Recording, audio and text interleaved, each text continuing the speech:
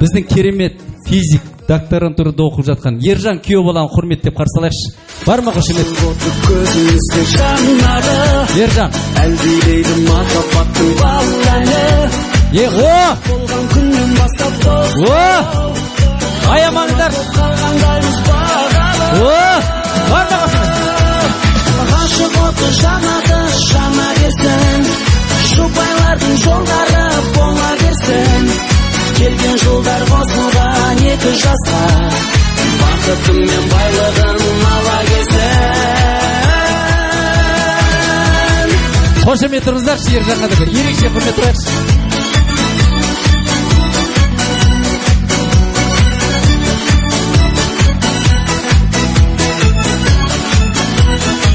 Міне Ержан бағана қазір айымды былай жасады. Қараңыздар шағайын, міне сіздердің алдарыңызда керемет сондай сабырлы, салмақты сіздердің алдарыңызда білімнің биік шыңында жүрген мынандай бүгінгі армандап аңсап күткен бүгінгі Ержан күйеу баласына бір қошемет тұрыңыздар. Білімнің биік шыңында жүрген бұйырса ой бәрек көңіл күйің қалай? О мама бақытты бол, бақыттан артық одан артық не керек? Екеуі күліп жүрсе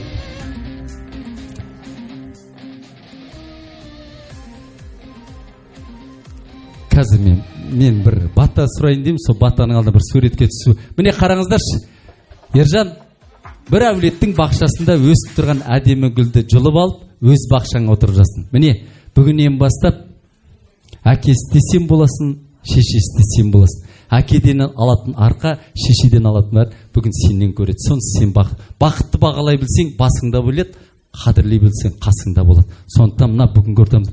Қыз баланың бұл өмірде 5 абыройы болады екен. Біріншісі әке шешесінің абыройы, екіншісі артында қалған ел жұртының абыройы, үшіншісі нағашыларының абыройы, төртінші барған әулеттің абыройы, бесінші өзінің маңдайына қосылған күйеуінің абыройы.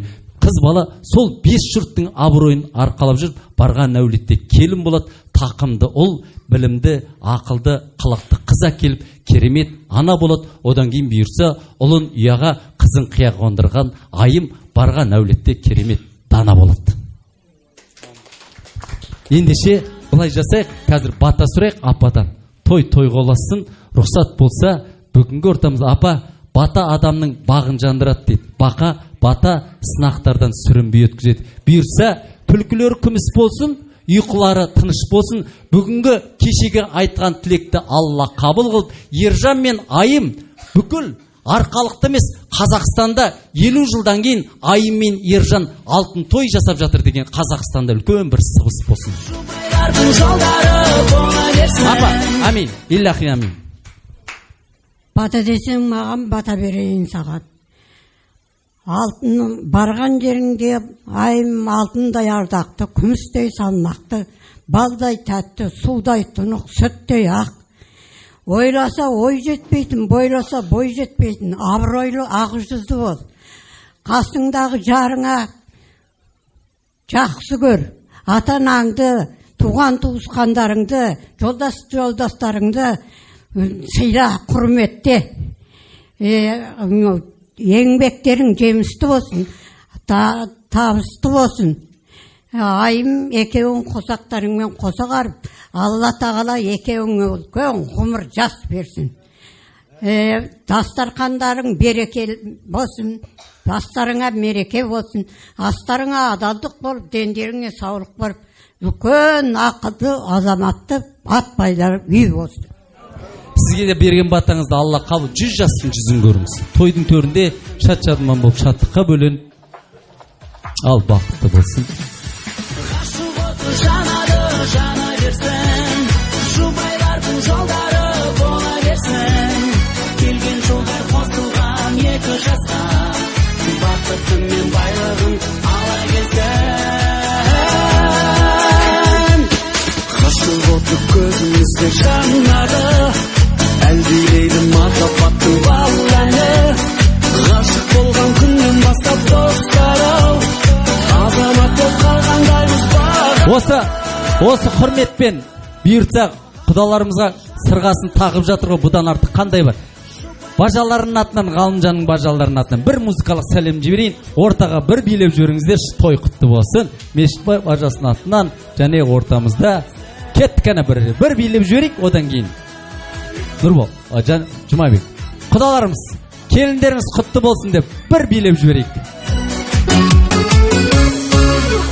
Сағынып келемін, сағындырып келемін, алдамайтын арманым, айтқаныма сенемін.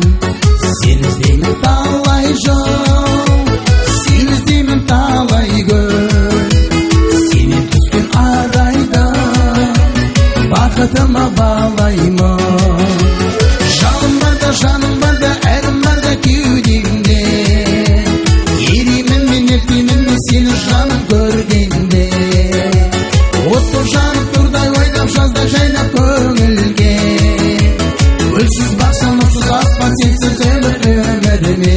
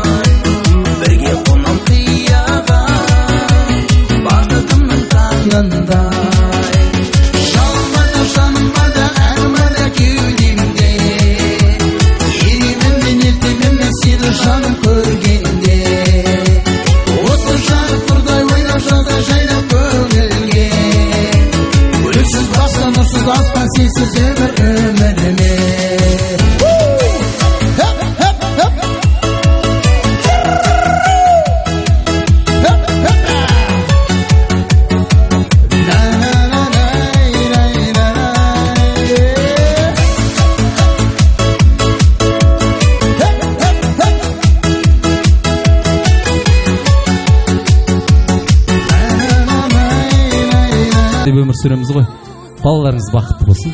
Ал енді осы бісміллә.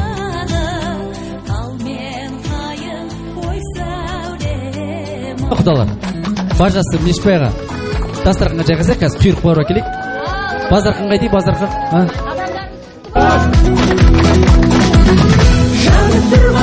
Хоп! Міне!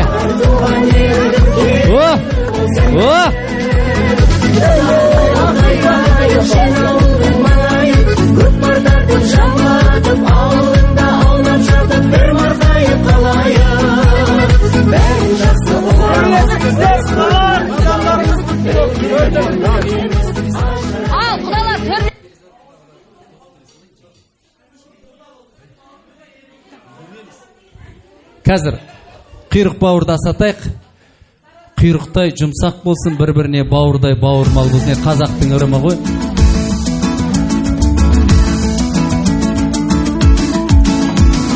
Құда дегізген, құйрық бауыр жегізген, құйрық бауыр жегізбесең, несіне құда дегізген. Құда дегізген, құйрық бауыр жегізген, құйрық бауыр жегізбесең, несіне құда дегізген.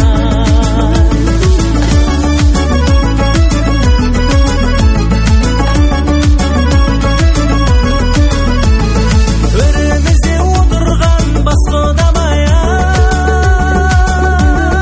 құйрық бауыр қызыдайын, ауызыңды аш құдауай. Өз қақсып қайтайық құдалармен-ай, тойларымыз ұласын құдыққа Әне. Құда дегізген, құйрық бауыр жегізген, екі жастың Енді Маржан қайда? Насың ренжімейсің, Маржан шақырсашы, Маржан. Оны етте береді екен ғой.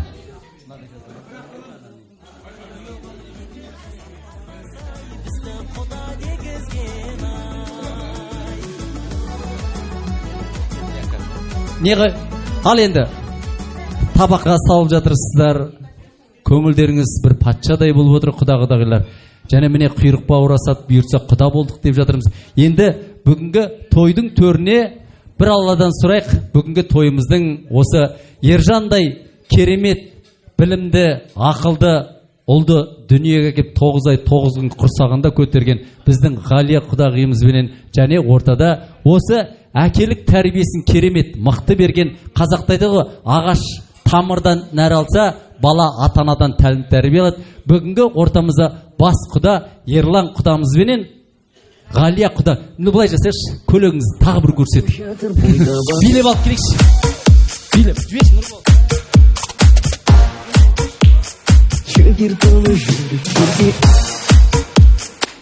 Қазір, арнайы жеке.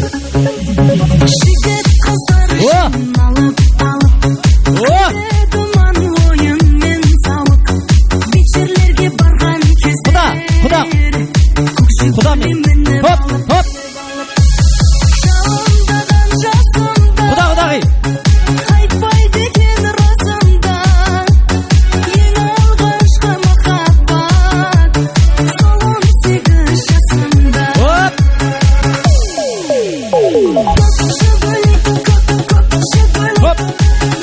сала сол кездерді,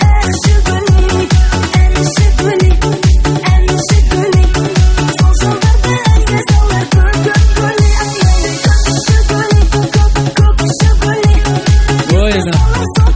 Рахмет.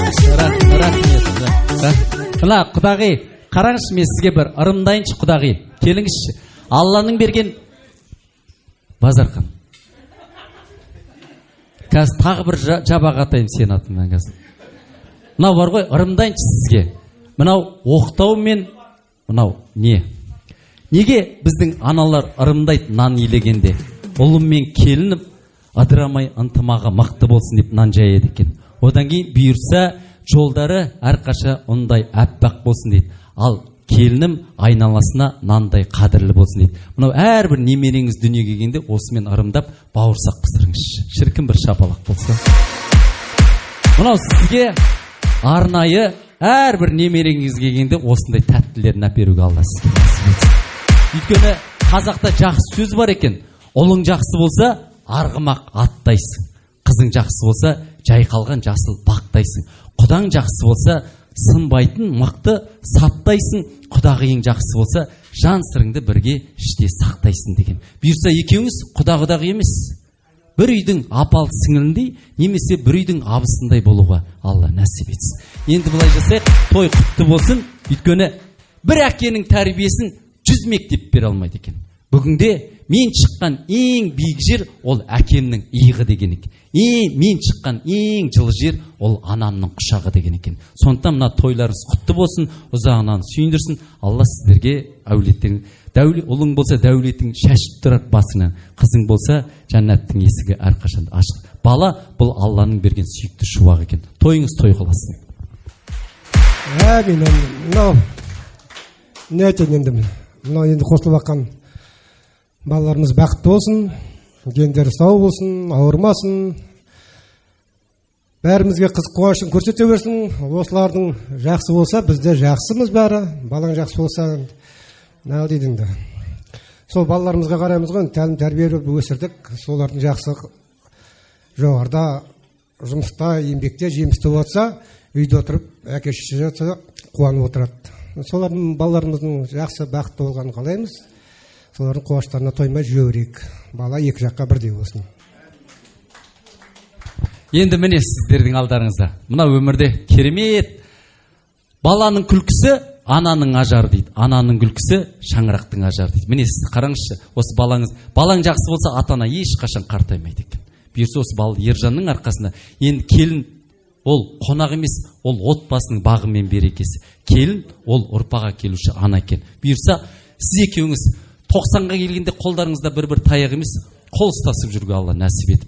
Бұйырса Алланың берген немерелерін бұйырса шөбере арқалаған ата әже болуға Алла нәсіп етсін. Бір қол соғайықшы.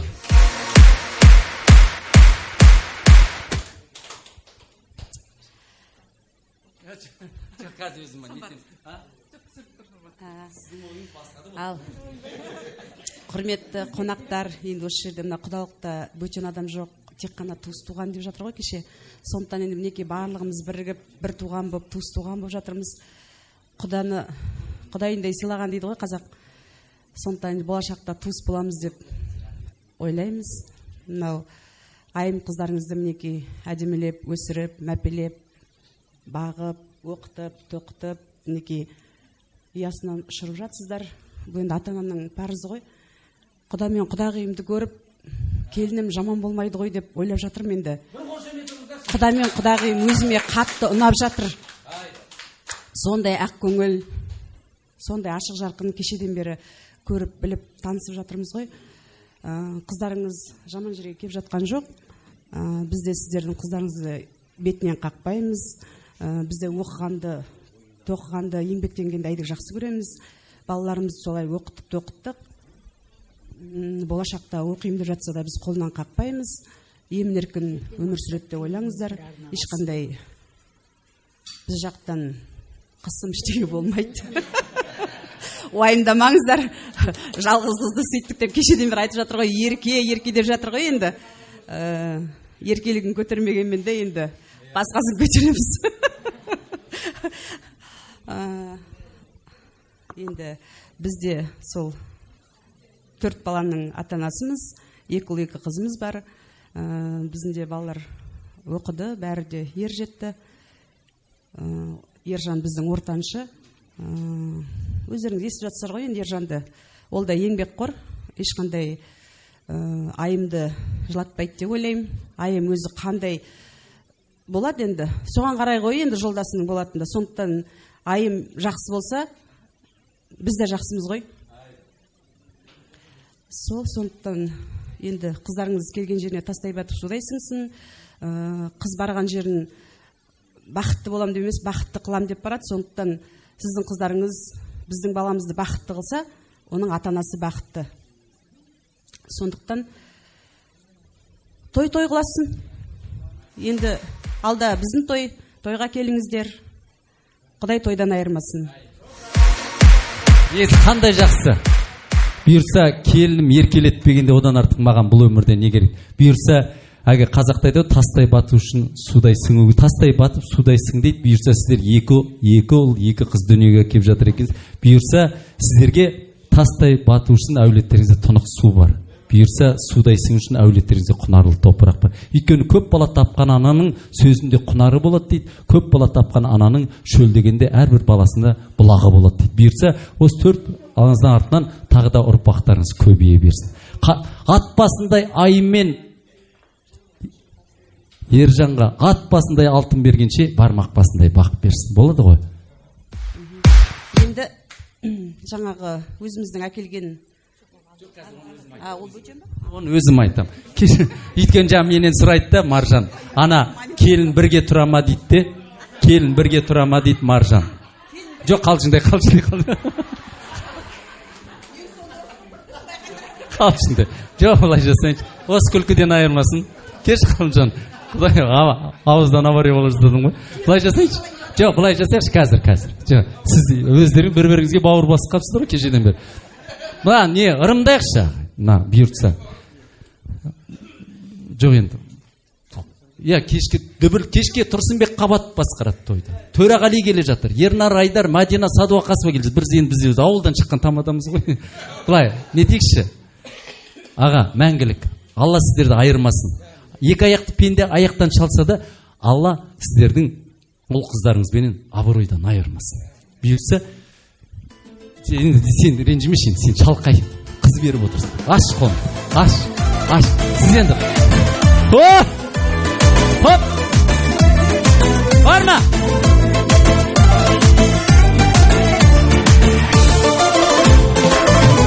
Енді, негізі мен нетпейін енді. Құдай өзге жақсылығын айтады. Кезінде бұл апшаға, 2 апшаға бірдей ұстаған. Просто қалжыңдай. Көтерекші белінен. Көтерекші құданы. Алханыке құдалар шықты тойға келіңіз, құтты болсын күнге шыққан биік төріңіз. Неге? Рахмет. Мен бұйырса екеуміз бір кластасты достықтарыңыз ажыр. Енді сіз көтеріп көріңізші. Бісміллә. Міне. бақыт тілеп Енді сіз екеуіңіз бір үйдің абысындай болыңыздаршы. Жоқ, былай жасашы. Бір дүниеге немере келіп жатыр деп елестетіңізші. Сол қуанышпен, сол көңіл күйменен бір билеп жіберейікші. Одан кейін барып сүйіз бет маң. Иә, бір кет. Хоп. О, немере келе жатыр, немере. Ой, рахмет. Рахмет. Негізі Маржан, сен мына көлігіңнен білінбейді екен, күшті билеп жатқан сияқты. Кәне бір маңдайымыздан. әнін шырқап тамаша тойыңызға жыр қылдық тек сыйласып жүрек Ой, рахмет. Енді былай жасайық, жұптарыңыз жазылмасын, енді қалжыңды көтересіз ғой Құда. Ең басты ұлыңыз бақытты болсын, келіңіз оңай мен құтты келін болсын. Бір ет бір май болып тұрайықшы. Бір ет бір май. Жоқ, түсінбедіңіздер ғой. Бір ет бір май. Бір ет. Жоқ, қалды. Әркім өзінің әйелінің қасында тұрсын сонда. Әркім өзінің әйелінің қасында тұрсын. Қолдарыңызды көтеріңіздерші. Бірге. Жұптарыңыз жазылмасын. Қос жіберіңіз. Хоп. Барма қошемет.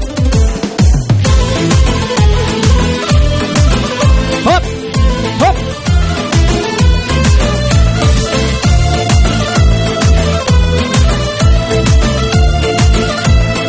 Рұқсат болса, енді құдаларға қазір екінші столды берем.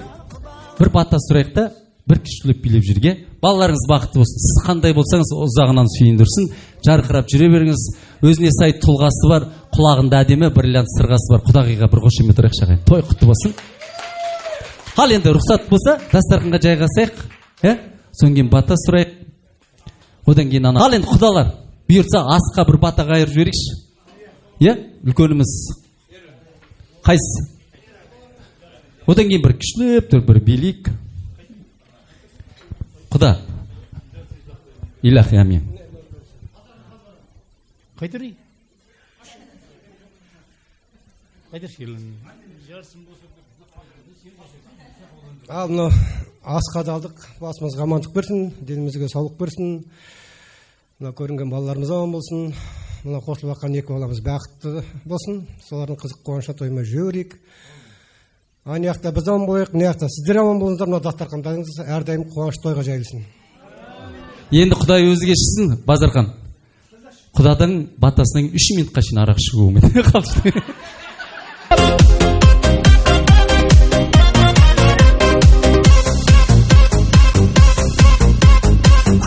қалай қылайын мүлдем үндемейсің сен қалай ұнайын қалай қылайын мен өзіңді сағынсам қалай шыдайын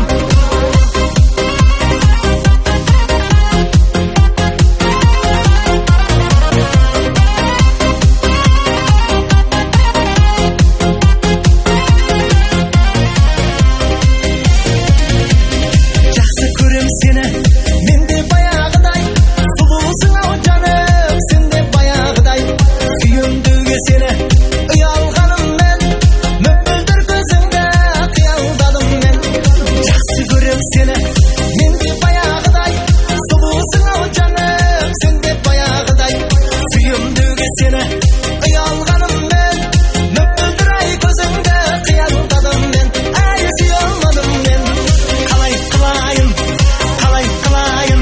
мүлдем үндемейсің сен қалай ұнайын қалай қылайын мен өзіңді сағынсам қалай шыдайын қалай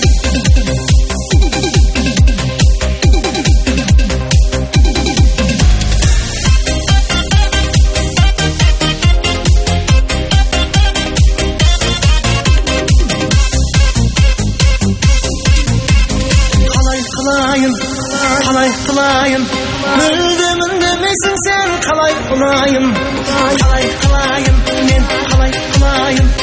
мен өзіңді сағынсам қалай шыдайын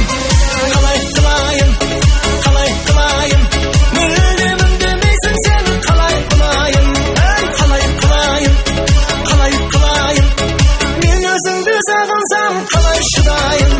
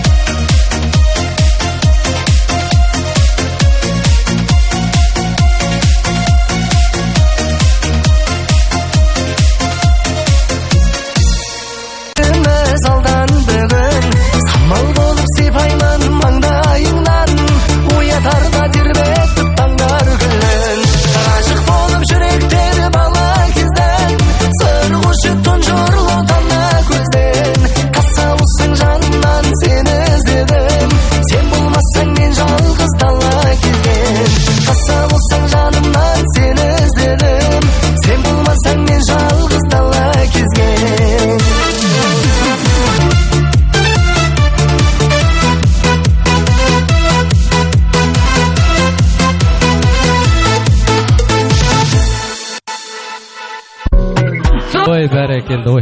Енді құдалардың бәрін дастарханға шақырайық, той қонақтарын. Ырымдарын тез, Маржан айту бойынша тез. Базархан, саған бір костюм шалбар бар екен, кел дастархан базар отыр. Дастарханға отырайықшы, дастарханға. Барша, Біржан, бәрін шақырайық қазір, ырымдарын бәрін ыңғайлап. Қадымжан, қос табақ, жос табақ, қазір парикмахерге барамыз, шаштаразға барамыз. Базархан шашын бүйір алатады. Сырттағылардың бәрін қонақтар шақырайықшы. Сөз созбайық. Құдалықтың қадірі кетіп қымыз.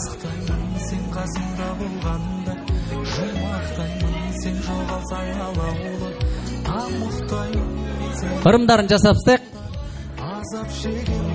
Али апай, Сәулеп, баршам осы әулетімізде сонау Арқалық пен Семей, Абай облысы міне бұйырса мәңгілік құда болып жатыр.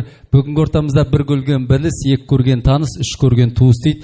Осы ортамызда екі жастың арқасында міне екі жас бір-бірімен танысу арқылы бір-бірінің сезімдерін біліп, үлкен бір өмірге, жанұялық өмірге қадам басып отыр. Енді қазақта айтады ғой, орамал тон болмайды, жол болады. Берген адамның несібесі мол болады, берген мен алған адамның арасында сыйластығы зор болады дейді. Сондықтан мына бүгінгі ортамызда сонау арнайы осы дүниеге әкеген айымдай менің көптен күткен армандаған әдемі келінімнің бүгінгі жақын ағайын туыстарына енді ырым ретінде рұқсат болса құдағи. Ал енді қазақ құралақан жүрмейді ғой. Құдағи екеуміз бір-бірімізбен WhatsApp арқылы өзі танысып, біраз әңгімелестік қой. Енді әр елдің салты басқа дейді, бізде басқаша, сіздерде басқаша деген сияқты. Сіздердікі бізге таза ұқсамайды екен. Енді біз кішкене сіздерден де бізден де алып екі ортаны осылай жасап атқан жайымыз бар, иә Дорбан. Бізде негізі енді жаңа құдалығы бар, құдағилығы бар, алыс-жол болғаннан кейін бәрі бірге кетіп жатыр ғой. Сондықтан бізде жаңағындай дүниені құдағилыққа бізде жеке әкелет құдағилар өздері бірігіп, мысалы 4 құдағи келе ма, 5 құдағи келе ма, жеке келіп бізге дүниясын әкеліп, бізге құдағи болып 3-4 күн жатып, жаңағындай қыдырып, сөйтеді да біз жақта. Сіздерде ондай жоқ екен. Сіздерде біз алып кетеміз. Сондықтан біз құдағидың киті бар, құданың киті бар, жаңағындай олардың қоржыны бар, соны бір-ақ жолата алып келген жайымыз бар. Енді оны сонау жақтан көтеріп келгеннен кейін әдемілеп бізге тапсыру міндет. Сондықтан әдемілеп тапсырайық, осы жерде табыстайық. Жаңағы құданың киті бар, құдағидың киті бар, бәрі бірге. Енді бірінші қоржындарын табыстапсайын. Бірінші қоржындарды табыстапсайын, иә. Жаңағы қоржындар 1-9 деп аталады. 9 қоржын, ішінде жаңа құдағи қоржыны бар, құдағи қоржын бөлек. Иә, құдағиға жеке, сізге жеке қоржын, қалғаны жаңағы 1-9 дейді, мынау жаңағы ашылып, осы жерде үлестіріледі ол 1-9 қоржын. Сонан қалғаны енді құдағи өзі біледі, оны үлестіре ма, өзі ар жаққа апарып үлестіре ма, ол өз шаруасы. Содан кейін өлі тірісі, сіздерде қалай анандай әкеледі екен, бізде ақшалай бере салады осылай. Ондай андай 10 пачка тұздый ма бірдеңе, ондайды біз білмейді екенбіз. Сосын ана сүті,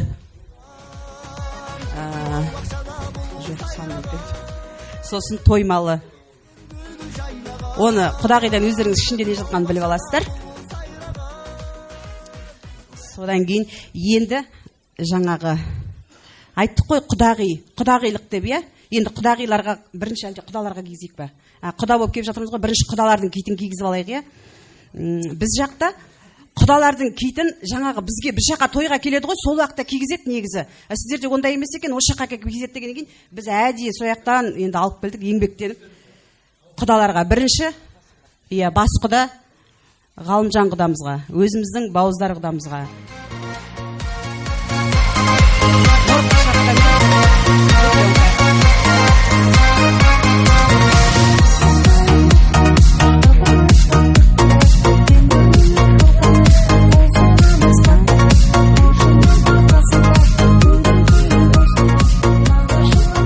Құдаңызбен әдемілеп фотоға түсіп алыңыз.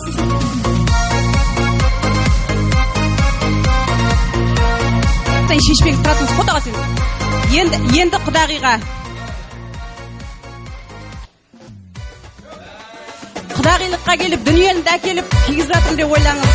Солға биле, оңға биле, биле құрдасым. Наборымен қоса. Келген құдашалар қарап тұрмасын.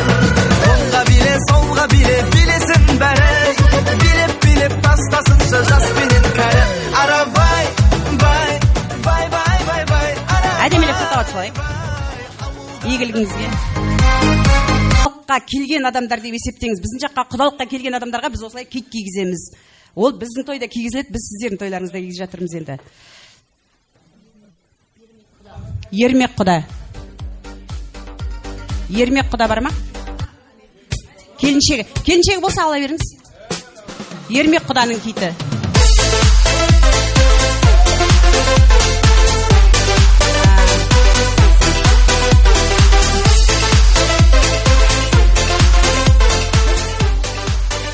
Шыңғыс құдаға. Шыңғыс құда да жоқ па? Онда құдағиға бере беріңіз, құдағи сіз бересіз. Келсін құда. Ол да келген жоқ па? Келсін құданың киті.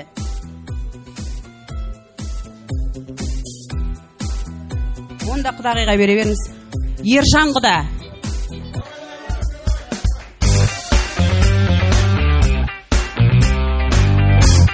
Ержан құда.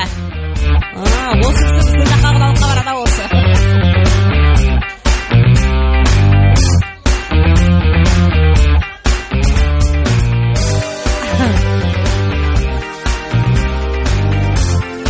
Ділдеш құдамен фотоға түседі бұл кісі.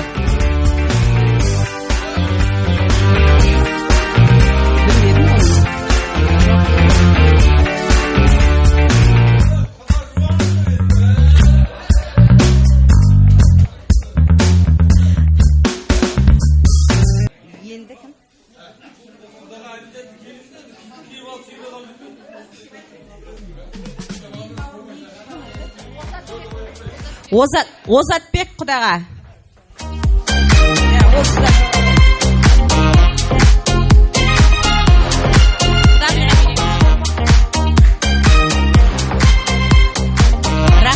Рахат құда. Бар ма? Мінеки.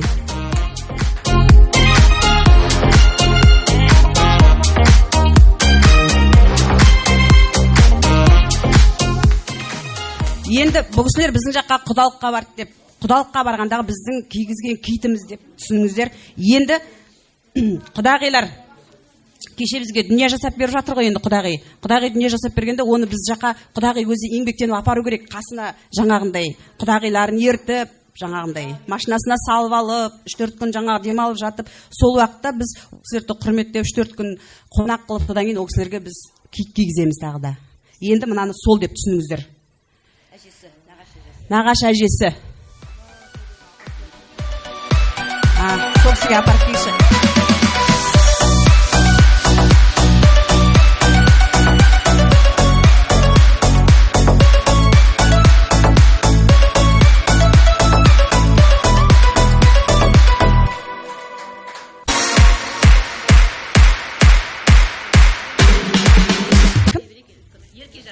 Еркежан. Еркежан құдағи. Алтын сақинасымен, зелеткесімен, орамалымен.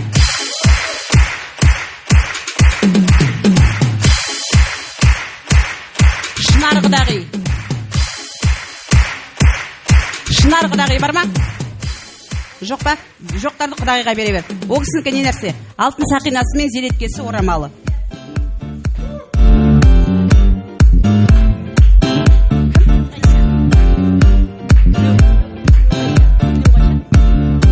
Ғайша құдағи. Төлеу Ғайша құдағи. Төлеу Ғайша құдағи бар ма? Төлеу Ғайша құдағидың біз өзі Амангелді районында өз қолынан соғады зергер күміс сақина. Бұл біздің Торғай өңірінен соғылып шыққан сақина.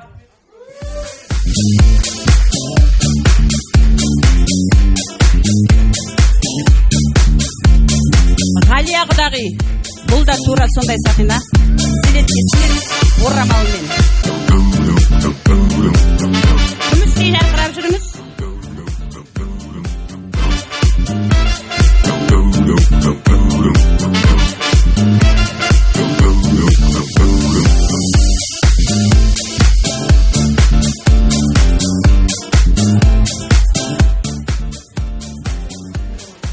Шолпан құдағи. Шолпан құдағи алтын сақинасымен, зереткесі орамалы.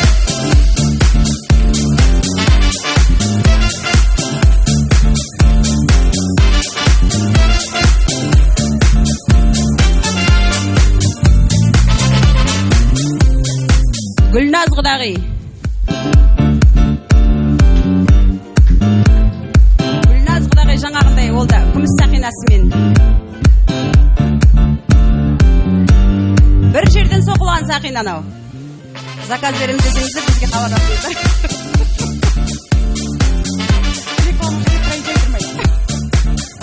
Енді Гүлназ құдағи пакетін берсінші. Енді Айгүл. Гүлнара ма? Гүлсара ма? Гүлсара құдағи. Гүлсара құдағи бір ма? Гүлсара құдағи, Гүлсара құдағи.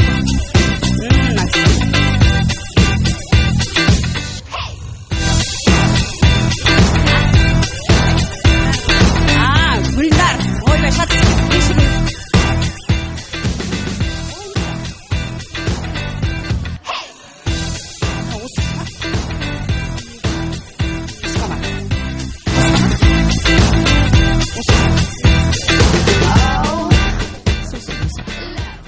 Енді Айгүл құдағи.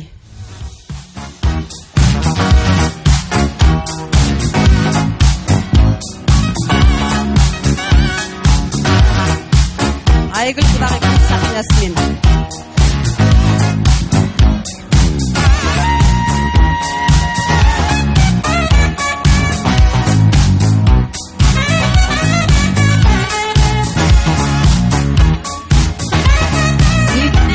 Бізде солай ашып таратады, сіздер де білмей, өздерің білесіздер.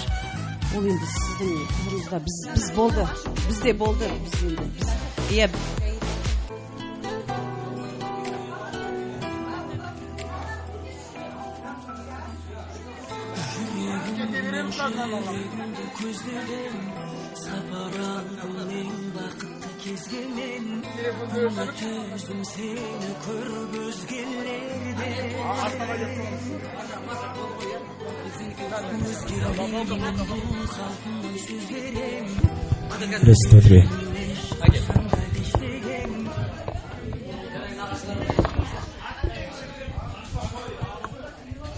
Әке туралы бір өлең жіберші, соң мен бір тос беріп жіберейін. Ал енді мына бүгінгі сыйластықтарыңыз арта берсін, құдалықтарыңыз мәңгілік болсын. Рұқсат болса, қазір сіздердің орталарыңызда алдарыңызға дәмнен алып отырыңыздар. Енді қазір екінші дастарханымыз, сондықтан мына сіздерге айыпқа бұйырмаңыздар. Бүгінгі дастархан басын әдемі. Құдаларға бір қошемет тұрайықшы, ерекше жаңағы осылай құрметтеп жатыр бүгінгі ортамызда. Ең бастысы балалар бақытты болсын. Жұмабектің орындауында бүгінгі айымдың дүниеге әкелген әкесін құрметіне әдемі әке туралы әнді қабыл алыңыздар. Ал енді құрметті құдалар, әке тілегі деген тағы да бір авторлық әніміз, қабыл алыңыздар. Қызымызға ақ жол тілейміз әрқашанда.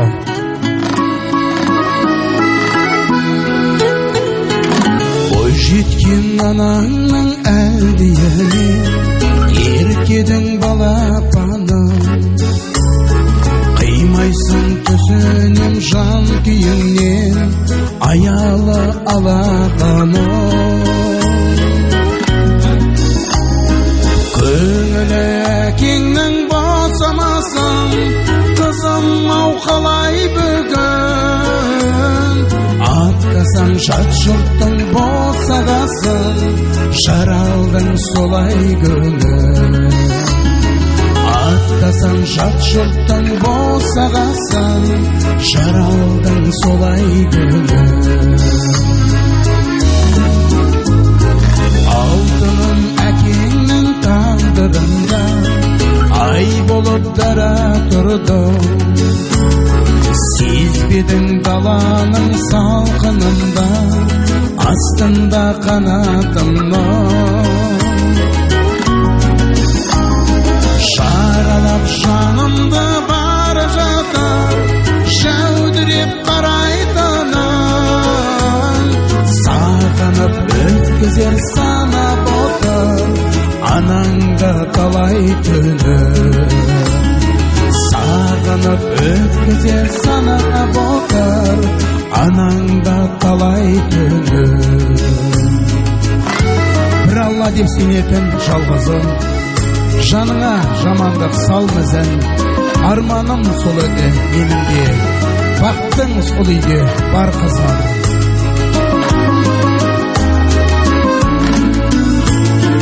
Құлпыртып махаббаттан нұрымен, қыз деген дала гүлін. Суғарып сезімнің жаңбырымен, аялап қара жолы. Жұбыңмен бақытты бол қарағым, ол сенің қалағаның. Қия алмай несіне толғанамын, жүректе қалады үнім. Қия алмай несіне толғанамын, жүректе қалады үнім.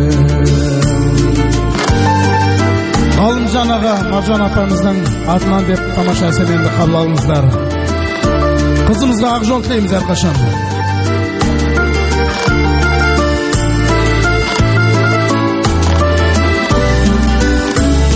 Жұбыңмен бақытты бол қарағым, ол сенің қалағаның. Қия алмай несіне толғанамын, жүректе қалады үнім. Қия алмай несіне толғанамын, жүректе қалады үнім.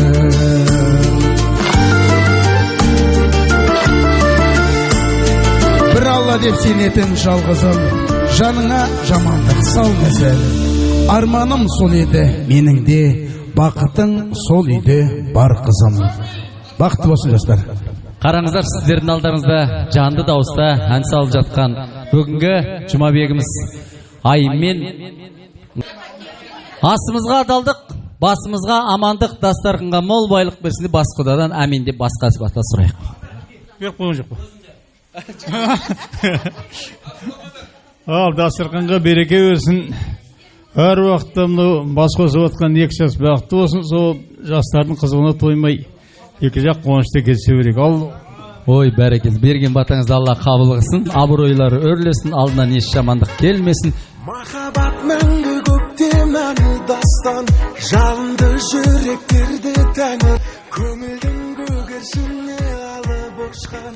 Торалай көздеріңнен сұрыққандай, жанарың жүрегімді жылытқандай, жарқ етсең жарты әлемге боламын мен, есіміңді ұмытқандай. Сүйдім сені еркем бағымсың ба.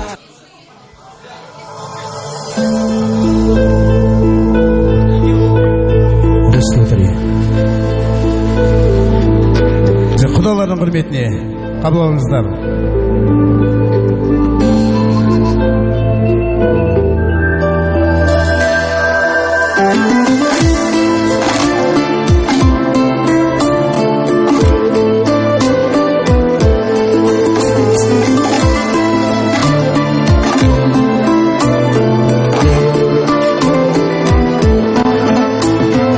Бір шәугім шай бар ма еді естеріңде, қарашы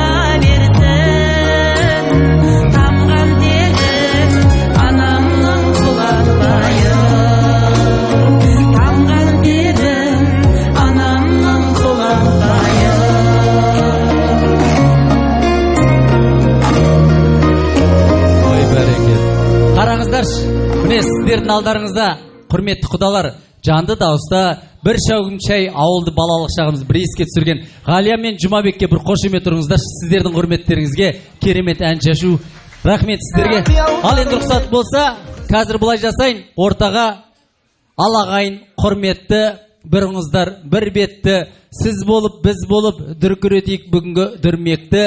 Ақындар қонған мекенде батырлар қону міндетті, батырлар қонған мекенде әкімдер болу міндетті, әкімдер болған жерлерде әділдік болу міндетті. Бүгінгі Ғалымжан менен Маржанның құдалық тойында сабырлық тыныштық болу міндетті. Бұйыртса біздің Айы мен Ержанымыз 100 жасқа шейін махаббаты болу міндетті. Ағайын 2 жас бақытты болсын деген қонақтар құдалар бір шапалақ ұру міндетті.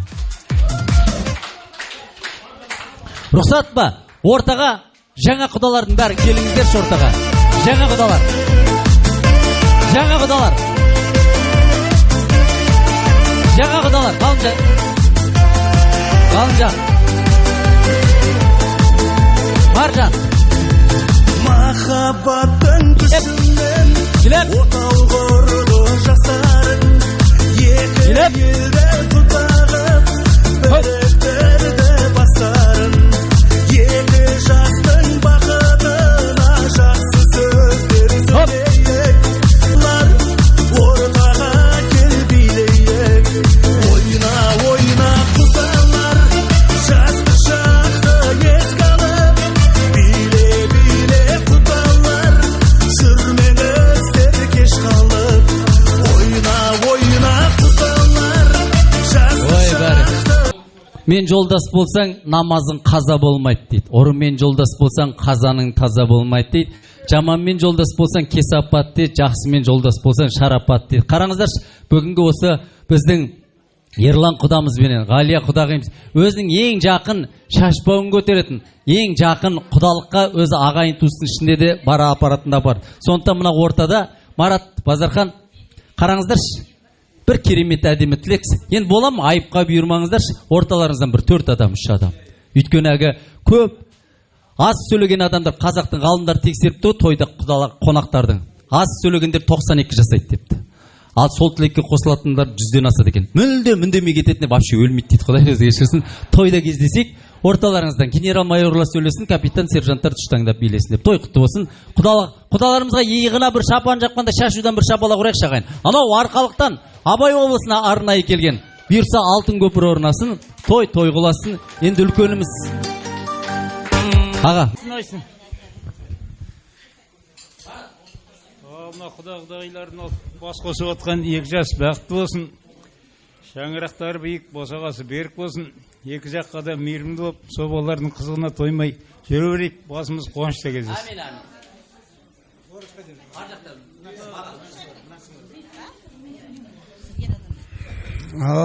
Ал жамағат мынау құдалар. Мынау қадамыз неде болса, дәм беріп болса, мынау ауылға келіп қалдық енді. Мына құдалығымыз 1000 жылдық болсын, күйеуіміз 100 жылдық болсын деп. Мынау ортамызда болып атқан тойымыз қуанышты болсын. Дегендеріңізге жетіңіздер. Әрқашанда мынау барлық қауым өздерің келіп жатсыздар, қуанып, бәрі жақсылыққа жассын. Енді мынау қыз алып қыз берісіп атқан ауыл, 2 жаққа да бақытты болсын деймін. Жұптары үзілмей, әдемі жұп болсын деп тілеймін. 2 жаққа да енді қуанышымыз ортақ болсын. Дорба жүрсін, жорға жүрсін деп, сол енді басқа не айтамын, өзімді толқып тұрмайдық. Ой аға, рахмет, айтқан тілен. Тұғыртасыңыз мықты болсын, келініңіз құтты болсын. Келіңіздер.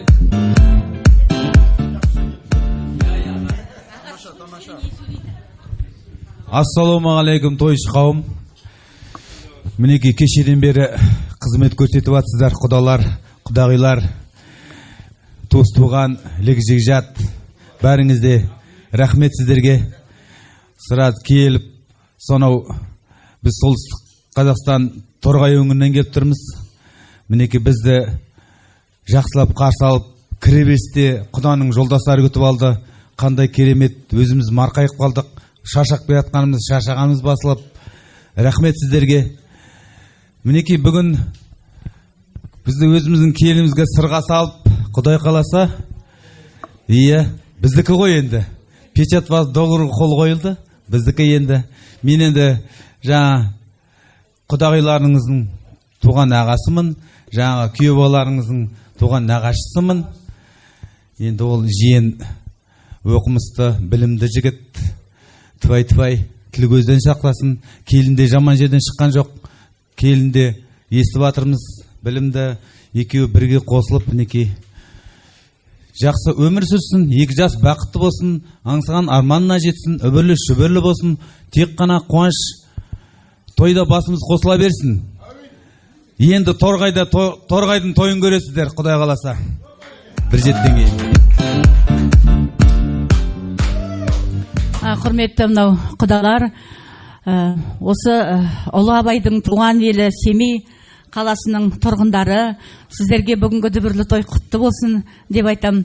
Кешеден бері осы Алла дәм бұйырып деп айтайын, мына осы Семей қаласына табан тіреп, сіздерменен қауышып, жаңа адамдармен табысып, жаңа құдалармен табысып, қуанышты болып жатырмыз. Бәріміздің де қадамдарымыз құтты болсын. Оған себеп әрине екі бала.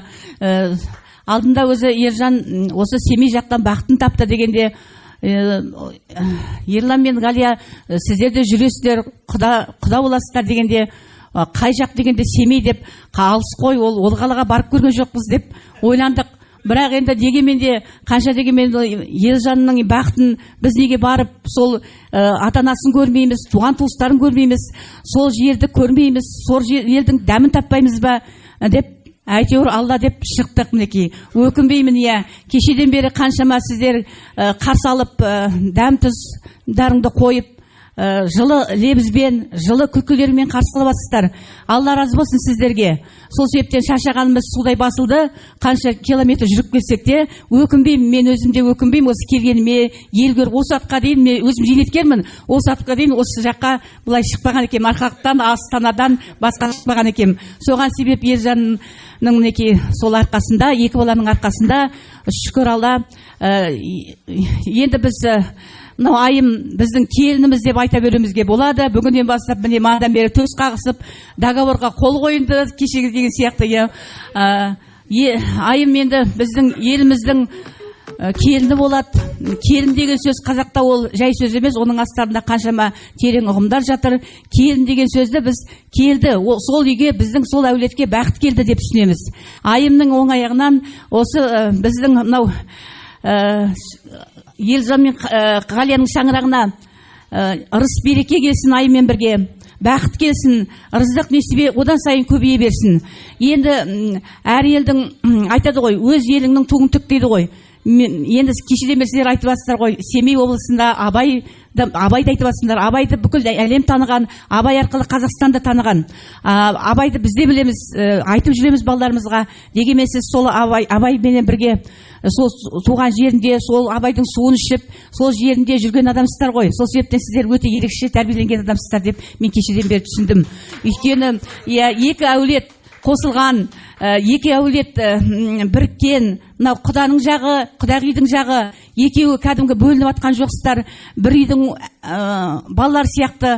Сол себептен сондай әулеттен шыққан біздің айым жаман адам емес деп мен қуанып отырмын.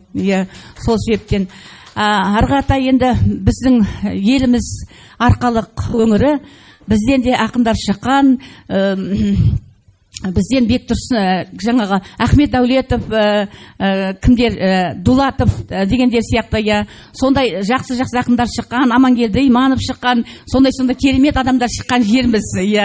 Сол себептен бізде жаман жер емес, біз жаман жерге барып отқан жоқ. Қыздарыңыз, барған құдаларыңыз, мынау Ерлан мен Ғалия, бұлар да жақсының жақсысын айтып нұртасын дейді ғой, жаман адамдар емес.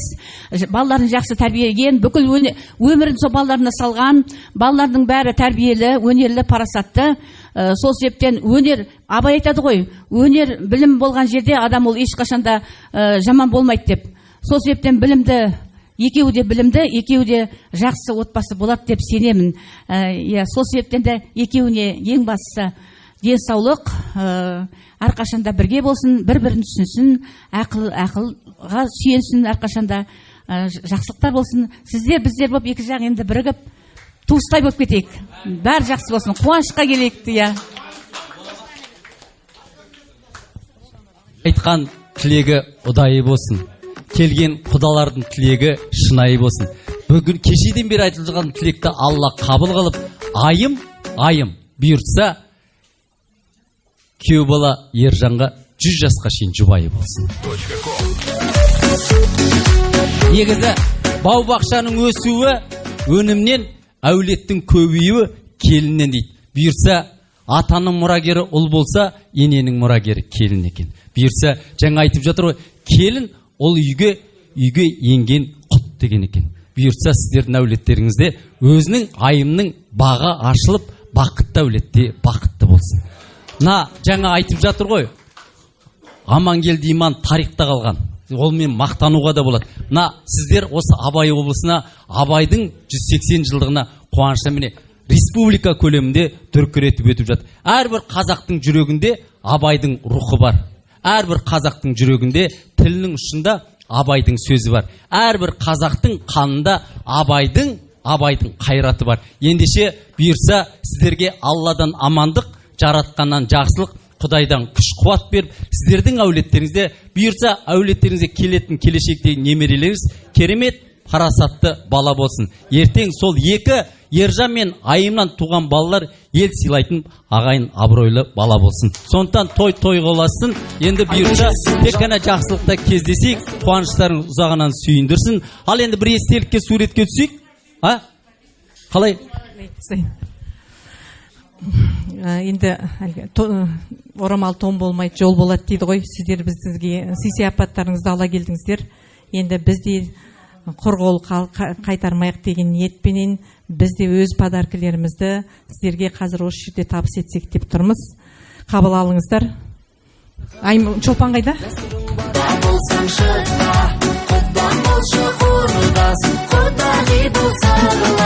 Құда, келіңіз. Ең бірінші өзіңізге Ғалымжан бас киімін ушанка.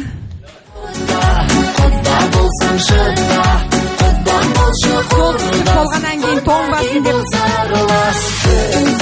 шайха, көп тұрма, бине шайха. Кел ортаға құда, кел ортаға құда, кел ортаға құда.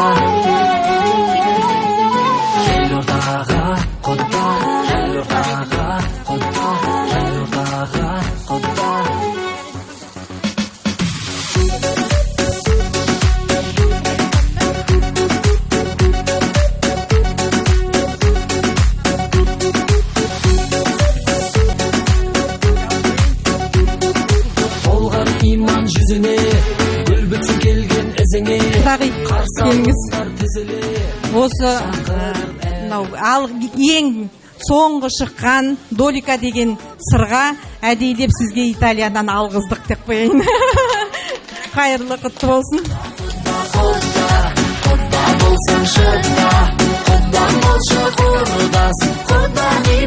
Сымбат, саған енді гауһар тасты Сақина бергелі тұрмыз, бриллиант.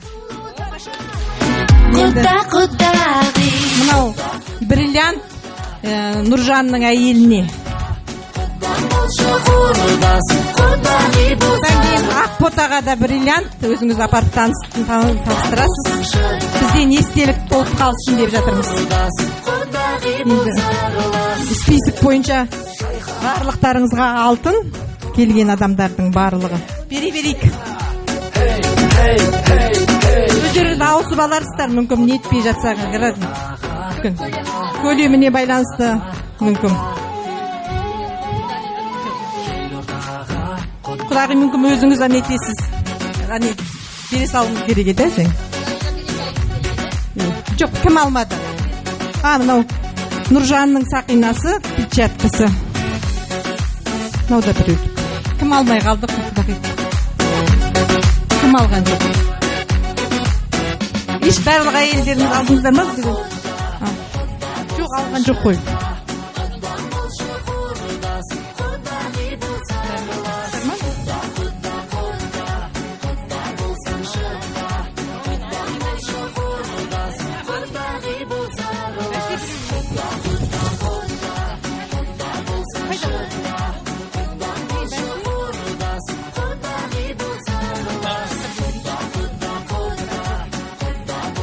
Қадан қойсын. Енді ер азаматтарға аттар жазылып тұр ғой деймін. Сіз оқып тұрыңыз. Кім ада? Бораш аға.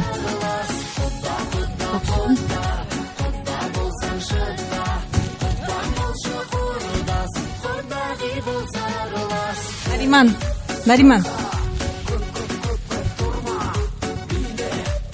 Руслан. Білдебай аға.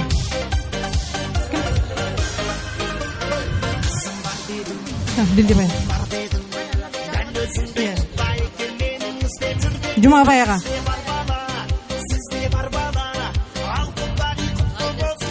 Айдын. Мынау біреуі Диасқа. Диастікі. Мынау Диастікі. Мынау жігіт жолдастікі. Мынау жақтан келді өтті. Енді аман есен жетіңіздер. Әлі айтам ғой тұста. Сонда да айтып жатқаным ғой. Енді үпілеген қызымыз егерде сенің жаның қай жерде десе, менің жаным ол айым деп айтам. Сондықтан енді мен жүрегімнен жұлып өздеріңізге, өз еліне, өз жұртына айымызды беріп отырмыз. Көрдік, сіздерді көргенімізге, көз айым болғанымызға қуаныштымын. Сіздер сияқты әулетпенен құда болып жатқанымызға қуаныштымыз. Рахмет, тойымыз жақсы өтсін. Негізі рас қой, бір анадан сұрапты, қай балаңды қалай жақсы көресің десе, кішкентай балам өскенше, жолға шыққан балам шаңырағыма аман есен оралғанша, ауырып қалған балам жазылғанша, бәр жүрегімде жақсы көремін. Мынандай анаға бір қошемет етіңіздер. Енді былай жасаймын, бірақ бүгінгі қуаныштарыңыз аттаған алтын босаға, ақ орда болсын еңселі, қадамы құтты келін деп қадірлеп жүрсін ел сені. Біз сіздердің әулеттеріңізді өз қызыңыздай көруге Алла нәсіп қылсын. Ең бастысы сіздерге мықты денсаулық, ұзақ ғұмыр тілеймін. Тек қана осы Абай облысына тойға келуге Алла нәсіп етсін. Енді былай жасайын, сіздердің тілектеріңіз қабыл болсын, шаңырақтарыңызды қанша жолды тастап, осы жол қиыншылығына қалмай, жолдарыңыз ақ болсын, бастарыңызға тек қана бақ қонсын. Қазір бұйырса пакеттеріңізді қойып, бір 3 музыкаға билеп, одан кейін шаштаразға барып, шашымды жөндеп, кешкі тойға дайындалайық. Болады ғой? Құдалардың құрметіне қыз өсті құдамыз, мың жылдық болайық мына біз. Құда болсаңшы да, құда дей, супер мына би. Құда болсаңшы да, құда дей, супер мына би.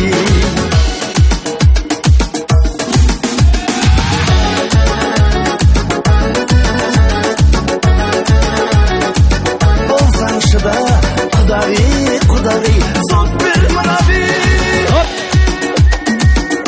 Жәнібек пен Ғалияның атынан,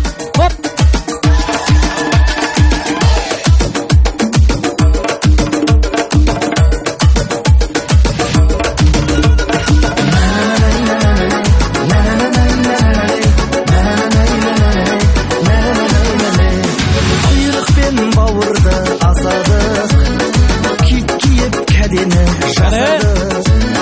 Құда боп төспенен қағыстық, бір Алла қосты да табыстық. Құда болсаңшы да, құдағи, супер мына би. Құда болсаңшы да, құдағи, супер мына би.